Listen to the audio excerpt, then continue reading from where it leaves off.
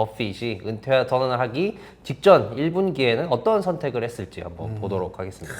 뭐 마지막 유산이구만. 2분기 연속 원픽은 컨스텔레이션 브랜드입니다. 주류 회사입니다. 특히 이제 맥주를 많이 파는 회사고, 저번에 소개해드린 이후로 주가가 어떻게 됐느냐, 버핏이 처음에 매수를 했을 때가 4분기, 작년 4분기였는데 네. 이때 역시 관세 리스크 때문에 많이 폭락을 했습니다. 네. 그 이후 이제 최근 다시 반등을 하고 있는데 버핏은 뚝심 있게 폭락 이후에도 매수를 했다라고 보실 수 있을 것 같습니다. 물을 탔네요. 네, 네. 버핏이 물을 탔다. 네.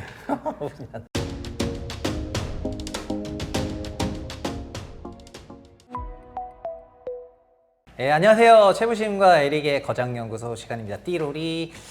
저희가 격주 단위로 촬영을 하고 있는데, 사실은 그래서 일주일에 하나씩 영상 업로드 하다가 시의성 있는 자료라고 생각되는 거는 연달아서 업로드를 하고 있거든요. 저희의 그 과거 영상에서 이제 촬영한 날짜 대비해 가지고 너무 아웃데이트된 그런 영상이 올라오는 거에 대해 가지고 좀 얘기가 있다 보니까 그렇게 하고 있는데, 그래서 저희 영상을 보시면은 촬영일을 또 이렇게 에릭이 직접 적어주고 있거든요. 자세히 보란 말이야, 댓글을. 그 영상을 정확히 보면은 촬영일이 나와 있어. 하여튼 여기까지 하고요. 자, 오늘도 에릭이 나오셨습니다. 네, 안녕하십니까. 네. 오늘은 뭐죠? 오늘은 이제 또 시즌마다 돌아오는 13F 시즌이 아, 왔습니다. 그렇군요. 이게 또 혼돈의 1분기 아니었겠습니까? 올해 1분기 완전 어마어마했어요. 저희 3월부터 시작해서 이제 4월 그 리버레이션 데이를 직전에 둔 그 분기였는데, 과연 그게 리버레이션 데이일까, 뭐 소위 대폭락의 날일까, 이제 정의가 좀 달라져야 될 것 같지만. 그래서 이 과연 혼돈의 1분기에 거장들은 어떤 선택을 했을지 한번 보도록 하겠습니다. 좋습니다.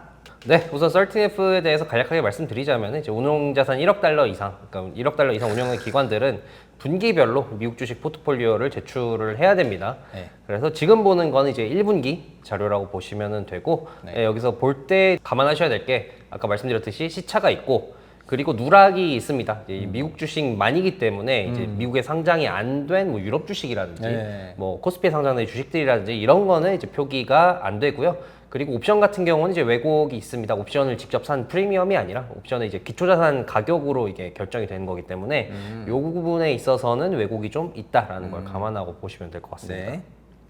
네, 역시 첫 번째로 이분을 봐야죠. 이제 최근 은퇴 선언을 한 버핏이 은퇴 선언을 하기 직전 1분기에는 어떤 선택을 했을지 한번 보도록 하겠습니다. 뭐 마지막 유산이구만. 네, 우선 매수매도 탑5를 보시면은 뭐 특히 눈에 띄는 게 없습니다. 그러니까 이 금액 자체가 상당히 많이 매수를 한 종목이 없고, 매도를 역시 1분기에도 열심히 많이 하셨다. 특히 뱅크 오브 아메리카를 상당히 많이 팔았고, 지금까지 버핏이 은퇴 선언하기 전까지 나왔던 얘기가 버핏이 슬슬 이제 후계자한테 이제 핸드오버를 하고 있는데, 그래도 아직까지는 액수가 큰 규모의 매수는 버핏이 직접 관여하고 소액은 이 후계자들이 주관하고 있다라고 알려져 있습니다. 그래서 이제 매수한 것 중에 보시면은 STG라고 있죠. 저번에도 이제 소개를 드린 종목인데, 이 컨스텔레이션 브랜드라는 종목은 버핏이 직접 매수를 했을 것이다, 관여했을 것이다라고 추측이 되고 있고, 나머지는 후계자들이 정한 종목 아니냐라는 얘기가 있습니다. 저는 뭐 버핏이 좋아할 만한 그런 회사니까요. 근데 역시 이 지난 작년 4분기 13F를 보시면은 이게 거의 차이가 없습니다. 그러네. 산 것도 차이가 없고, 그냥 뭐 똑같네. 파는 것도 차이가 없습니다. 사는 것도 똑같고, 좀 더 팔았는데 좀 덜 팔았네요. 네, 맞습니다. 오히려. 덜 팔고 덜 팔고 더 사고의 차이고. 그래서 다만 그러면 이번 분기에는 좀 주목할 만한 종목이 없는 거냐에 있어서는 그래도 좀 이 주목할 만한 게, 풀이라는 회사는 이 4분기와 1분기에 걸쳐서 지분을 2배 늘렸습니다. 그래서 그만큼 좀 베팅을 하고 있는 종목이라고 보시면 되고, 그래서 풀이라는 회사가 어떤 회사인지는 이따 알아보도록 하겠고요. 그래프는 이제 버크셔 해사위의 13F 규모를 나타낸 거거든요. 분기별로. 보시면은 이제 한 24년부터는 규모 변화가 거의 없죠. 그래서 항상 이제 관망을 하고 있다. 500조 원의 현금을 쌓아두고 관망을 하는 게 버핏의 마지막이었나? 라고 볼 수 있을 것 같고요. 네, 역시 2분기 연속 원픽은 컨스텔레이션 브랜드입니다. 제가 저번 13F에도 소개를 드렸었는데, 이 주류 회사입니다. 특히 이제 맥주를 많이 파는 회사고, 저번에 소개해드린 이후로 주가가 어떻게 됐느냐, 버핏이 처음에 매수를 했을 때가 4분기, 작년 4분기였는데 이때 역시 관세 리스크 때문에 많이 폭락을 했습니다. 그 이후 이제 최근 다시 반등을 하고 있는데, 버핏은 뚝심 있게 역시 하락하는데도 1분기 때도 이렇게 폭락 이후에도 매수를 했다라고 보실 수 있을 것 같습니다. 물을 탔네요. 네, 버핏이 물을 탔다. 오케이. 네, 그러면 이제 가장 요번 분기에서 주목할 만한 회사가 저는 개인적으로 이제 풀 코퍼레이션이라고 생각이 되는데 어떤 회사냐면 네. 좀 특이한 회사입니다. 어. 수영장을 만드는 데 드는 건축 자재들이나 아. 수영장을 관리하는 그런 이 관리 용품들이 있잖아요. 예, 예. 그런 거를 파는 도매로 파는 회사라고 보시면 될 것 같습니다. 그렇군요. 신기한 회사네요. 그런데 이 회사가 코로나 때 이후로 또 이 주가를 쭉 보면은 코로나 특수를 제대로 맞았습니다. 네, 아무래도 이제 그럴 것 같아요. 움직이지 못하다 보니까 네. 이제 각자 이제 주거지에서 수영장을 많이 지어서 요것 때문에 수혜를 봐서 주가가 치솟아 올랐다가 그 이후로 주가가 한 22년 이후로 안 좋은 모습을 계속해서 네. 보여주고 있습니다. 지금 횡보세네요. 네. 그래서 몇 년간 횡보하는 이유는 역시 실적을 보면은 잘 나타나는데 8분기 연속으로 매출이 역성장하고 있습니다. 예, 그러네요. 그런데 왜 이 버핏의 후계자가 규모를 보면 후계자가 샀을 거라고 생각이 되는데 네. 이거 왜 샀을까? 8분기에서 아까 말씀드렸듯이 8분기 연속으로 매출이 역성장하고 있고 그런데 주가가 떨어졌음에도 불구하고 지금 PER이 한 30 정도 되는데 네. 이게 100분위 과거로부터 100분위를 내보면 상위 22% 정도에 있습니다. 네. 그러니까 되게 이제 높은 구간에 그쵸, 있다는 건데. 높은 구간에 있는데 실적도 안 좋다. 네. 상당히 안 좋은데 이걸 왜 샀을까 하고 보니까 찾아보니까 호재가 조금 있기는 합니다. 우선 관세 리스크로부터 좀 자유로운 종목이다. 네. 이 수영장 제작 이 관리와 설치 분야에서는 1위를 차지하고 있고 매출의 95%가 미국에서 발생하고 있습니다. 또 미국이 이 수영장 관련해서는 가장 큰 시장이고 거기에서 이 점유율 1위를 하고 있다라고 보시면 될 것 재밌네요. 같고요. 네. 그리고 이제 앞으로 풀이 이 코로나 때만큼 이 수영장 신축에 수요가 많지 않을 텐데 이거 기업에 안 좋은 거 아니냐라는 지적에 있어서는 네. 이 수영장 어쨌든 지으면 유지 보수를 계속 해야 되잖아요. 수영장 그렇죠. 철거하지 않는 이상. 그래서 유지 보수라는 반복 매출이 계속해서 발생할 거고 그리고 제품별 마진을 보면은 유지 보수 쓰는데 유지 보수하는데 드는 제품, 화학 제품이라든지 이런 것들의 네. 마진이 높은 편이라고 합니다. 네. 그리고 또 이제 이 풀 자체적으로도 이 온라인 도매 플랫폼을 만들었습니다. 풀 360이라는 걸 만들었고 이게 좀 빠르게 성장을 하고 있고요. 네. 도매 외에도 소매에도 지금 진출을 하려고 프랜차이즈도 만들어서 지금 사업을 하고 있습니다. 네. 근데 프랜차이즈 같은 경우는 이번 분기의 성장세가 그냥 플랫인데 도매는 계속해서 성장 중이고 소매도 이전 분기까지 보면은 꽤나 잘 성장하고 있어서 풀이 어쨌든 이 상황을 타개해 보려고 노력을 하고 있다라고 네. 보여지고요. 야, 이런 회사도 시가총액이 11빌리언이 넘어가네요. 역시 크다 커. 그리고 뭐 가장 이 중요한 거는 버핏이 가장 좋아하는 예쁜 짓을 하고 있기 때문이 아닌가 싶은데 역시 버핏의 원칙이 제대로 이 버크셔스의 후계자들에게 삽입되지 않았나 싶은 부분입니다. 네. 2025년 이제 이 회사가 돈을 어떻게 쓰는지를 보면은 이 자사주 매입과 배당에 거의 대부분의 그러네. 자본을 네네. 쓰고 있습니다. 예. 시설 투자는 캐펙스에 쓰는 대신에 이렇게 주주 환원을 열심히 하고 있기 때문에 이거 역시 이 버핏의 피가 흐르는 그 집단이 그 투자자라면은 역시나 좋아하지 않을 수 없는 행동을 하고 있다라고 해서 선택받지 않았나라고 생각됩니다. 네. 네, 다음은 빌 에크먼입니다. 어우. 빌 에크먼 같은 경우는 이제 과거에 베이비 버핏이라고 불렸던 적이 있습니다. 제가 그래서 네. 이 뒤에도 소개해드리겠지만 빌 에크먼이 워렌 버핏의 후계자가 내가 되겠다 라는 식으로 거의 간접적으로 선언을 했거든요. 네. 근데 그 너무 악플이 안 맞아. 어마무시했어요. 너무 안 맞아. 그렇죠. 너무 얄미운 이미지가 네. 있기 때문에 뭐 네. 그래서 욕을 먹는 사람이고 네. 그리고 투자계 멀티플레이어입니다. 뭐 가치 투자뿐만이 아니라 뭐 행동주의도 하고 매크로 베팅도 하고 여러 가지 투자를 자유롭게 구사한다라고 보시면 되겠고 네. 그리고 오늘 이제 빌 에크먼의 향후 이제 이 시장에 대한 뷰를 소개해 드릴 텐데 여기에 있어서 좀 주목할 만한 부분이 지금 일론 머스크의 존재감에 가려지긴 했지만 빌 에크먼 역시도 이 트럼프 행정부와 긴밀하게 소통을 하고 있다. 맞아요. 사실은 거의 스피커죠. 민간 그쵸. 스피커처럼 얘기하거든요. 경제 정책에 대해 가지고. 특히 이제 관세와 관련해서는 빌 에크먼 입김이 좀 들어갔다라는 관측이 있거든요. 네, 그런 것 같아요. 그래서 이 부분에 대해서 빌 에크먼이 어떤 발언을 하시는지 한번 보시는 것도 중요하지 않을까 생각되고요. 네.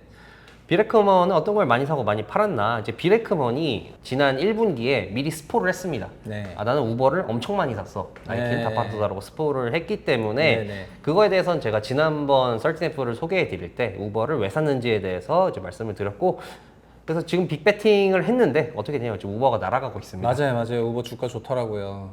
우버가 날아가고 있어. 역시 얄밉지랑 투자 진짜 잘하네 라는 그런 것 생각이 들고 우버 매수 근거를 다시 좀 짤막하게 요약을 해드리자면 우버가 흑자 전환을 최근 했습니다.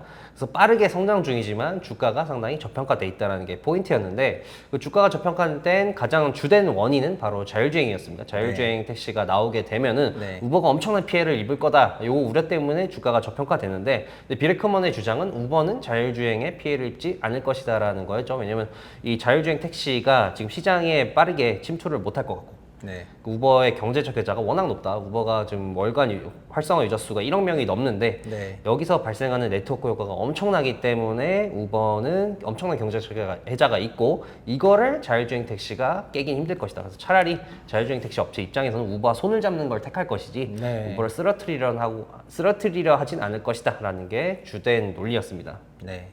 네, 그래서 아까 말씀드렸듯이 버핏의 자리를 계승하겠다라고 했는데 이게 어떻게 보면 또 2분기 13F를 미리 좀 스포를 했습니다. 나는 그러네요. 하워드 휴즈라는 회사에 또 엄청나게 많이 투자를 해서 1조 원이 넘는 금액을 투자를 했다라고 이렇게 밝혔습니다. 그래서 그 이유에 대해서는 이제 버핏이 버크셔 해서웨이를 지주회사로 만들었잖아요. 이 섬유 회사를 사가지고 마찬가지로 난 하워드 휴즈라는 회사를 사서 이거를 버핏의 버크셔 해서웨이처럼 만들겠다. 라고 선언을 했습니다. 그래서 아마 다음 분기 13F가 공개가 되면 하워드 휴즈에 상당히 큰 매수를 했다라고 나타날 것 같고요. 그리고 하워드 휴즈가 뭐 하는 회사인데 이걸 뭐 버크셔 해서웨이에 비교하냐? 한마디로 이제 부동산 회사인데 좀 특이한 점은 MPC라는 비즈니스를 주력으로 하는 회사입니다. 그러니까 이 하워드 휴즈라는 회사가 여기 보시면 텍사스, 메릴랜드, 뭐 하와이 이런 지역에 땅을 다 가지고 있고요. 여기 가지고 있는 땅에 이 주택 시공업체를 불러서 주택 좀 지어주세요라고 해서 주택을 지으면 이제 사람들이 와서 살지 않겠습니까?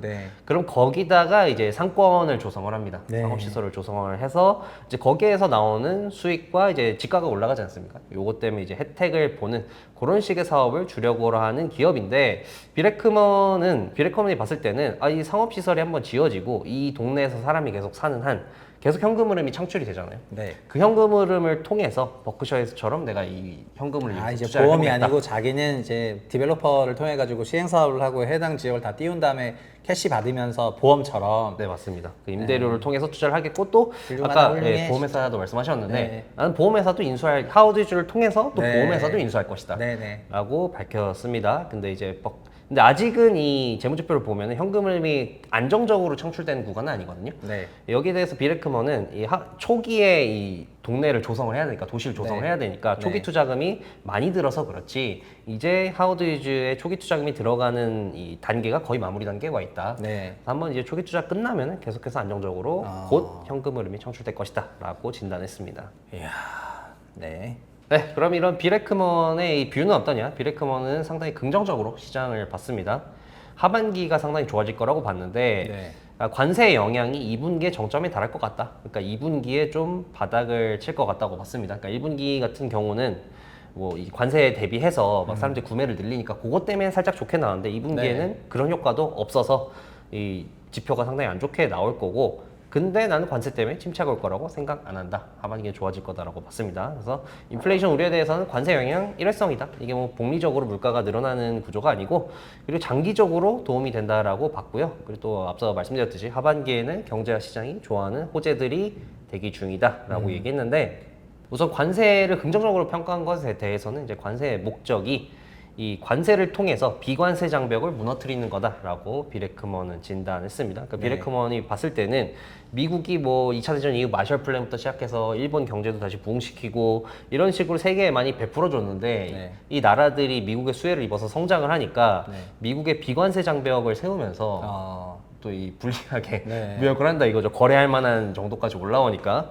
그래서 미국이 이런 불합리한 구조를 타파하기 위해서 비관세 장벽을 타파하기 위해서 관세를 내세웠다. 그러니까 비관세 장벽이라고 하면은 그러니까 한마디로 뭐 여기는 이제 미국의 곡물이 수출될 때 각국에서 맞이하는 비관세 장벽을 나타내는 건데 관세가 아닌 장벽들이죠. 뭐 각국에서 자국 농산물에 보조금을 준다든지 뭐 이 식품 가격을 통제를 한다든지 뭐 이런 유전자 식품 관련해서는 뭐 안전조치대 식품안전법상 뭐 수입을 하지 않는다든지 뭐 이런 것들을 얘기를 하는데 비레크먼은 이게 지금 미국이 처한 이 무역에서의 문제라고 지적을 했거든요.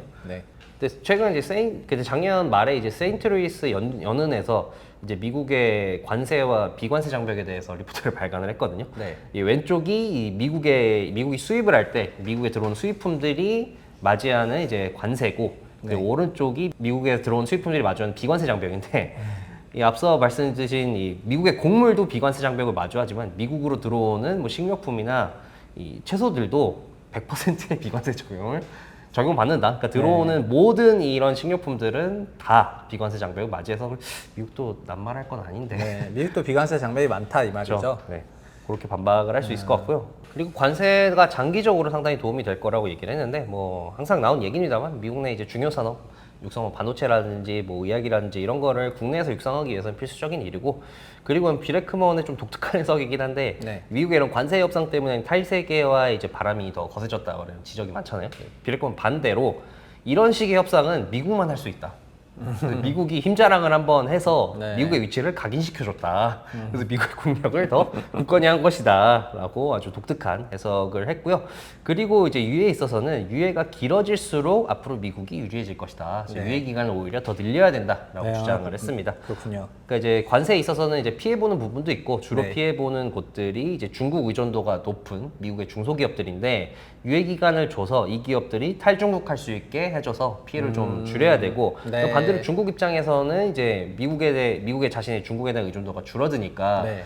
중국의 입장에서 이제 유예가 길어질수록 점점 협상력이 약해지고 그럼 유예가 끝나고 협상하면은 중국은 더 을의 위치에서 협상할 수밖에 없다. 그래서 유예를 더 길게 가져가야 된다라고 얘기를 했고요. 네. 앞서 이제 트럼프 이 행정부와 밀접한 관계가 있다라고도 말씀해 주셨는데, 네, 네. 그래서 이 앵커가 물어봤습니다. 혹시 이 트럼프 행정부와 이 부분에 있어서 얘기가 된 거냐? 네. 하니까 노코멘트. 아, 라고 얘기하고 있어서는 된 거 같네요. 그러면. 그렇죠. 입김이 좀 들어가고 네. 있지 않나라고 생각이 됩니다. 근데 이 말도 맞는 게 그 기간을 길게 해가지고 그동안 빠져나오라는 거잖아요. 오케이. 네, 그리고 이제 하반기에 있는 호재가 상당히 많다라고 얘기를 했는데 이 진짜 해방기념일이 기다린다는 거죠. 이제 네. 4월 저희 그때 해방기념일이 아니라 이 7월 4일이 미국의 이제 독립기념일이잖아요. 네. 이때까지를 목표로 이제 감세안을 통과시키기로 했거든요. 관세 법안을. 그래서 관세 법안을 통과시키고 또 그 네. 이후에 규제 완화에도 상당히 큰 드라이브를 걸 계획이 있기 때문에 네. 하반기에는 이제 시장과 경제가 좋아하는 호재들이 줄줄이 다 있다. 정책적인 호재들이. 그래서 하반기에는 이제 분위기가 완전히 달라질 거고 네. 또 매크로 역시도 상당히 우호적인 환경이라고 생각된다라고 얘기했습니다. 그래서 최근 이제 유가가 안정화가 됐고 네. 그리고 계란 가격이 문제됐었는데 4월 달에 계란 가격이 거의 2자릿수대로 떨어졌거든요. 네. 그래서 이거 보면 인플레이션이 안정화가 된 거고 그리고 앞서 본인이 말했듯이 2분기에 성장률이 상당히 안 좋게 나올 건데 그러면 2분기 성장률 안 좋게 나와 인플레이션도 안 정돼? 그럼 연준이 금리를 안 내릴 이유가 없다. 그래서 연준이 상당히 금리를 생각보다 많이 내릴 것이다 라고 비레크먼은 봤습니다. 그러면 이제 감세 정책이 시행이 되고 금리도 내릴 것 같고 인플레이션도 어느 정도 안정화되니까 소위 뭐 약간 골디락스 올 수도 있다. 네, 이렇게 맞습니다. 되게 시장 좋게 보는 약간 이런 생각이군요. 저희는 이제 어쨌든 유예 기간이 재연장이 되는지 아닌지 좀 봐야 되다 보니까 6월이 됐을 때는 그 재연장 여부에 따라 가지고 약간의 변동이 있을 것 같더라고요. 어쨌든 그렇게 바라보고 있습니다. 네, 그리고 지정학적 리스크에 대해서도 우크라이나 종전이 가시화된 것 같고 네. 그리고 중동을 보면은 이스라엘이 이란과 상당히 협상을 하고 싶어 한다. 그래서 이 협상도 진전 중이기 때문에 네. 이것 보면은 지정학적인 긴장도도 점점 내려가고 있어서 여러모로 뭐 정책적 호재들도 하반기에 몰려 있고 하반기로 이런 매크로의 흐름이 갈수록 네. 또 하반기에 매크로도 우호적인 환경이 될 거기 때문에 하반기 상당히 좋을 것이다라고 진단했습니다. 오케이. 네, 그럼 이런 시점에서 본인이 어떻게 투자하고 있냐에 대해서는 나는 고성장의 견고한 기업을 찾고 있다라고 얘기했습니다. 그러니까 앞서 단기적으로는 좀 긴장도가 빠지고 괜찮아지겠지만 장기적으로 볼 때는 뭐 기술 혁신도 있고 지정학적 리스크도 예전보다는 높아지고 하다 보니까 이런 외생 변수의 본질에 영향이 받지 않는 네. 그런 해자가 있는 기업들을 찾고 있다라고 얘기를 했고요. 네. 그리고 이런 기업에 대해서는 나는 버핏은 아무리 기업이 좋아도 영업이익의 10배를 넘는 기업은 사지 않았지만 나는 이런 기업이라면 살 의향이 있다.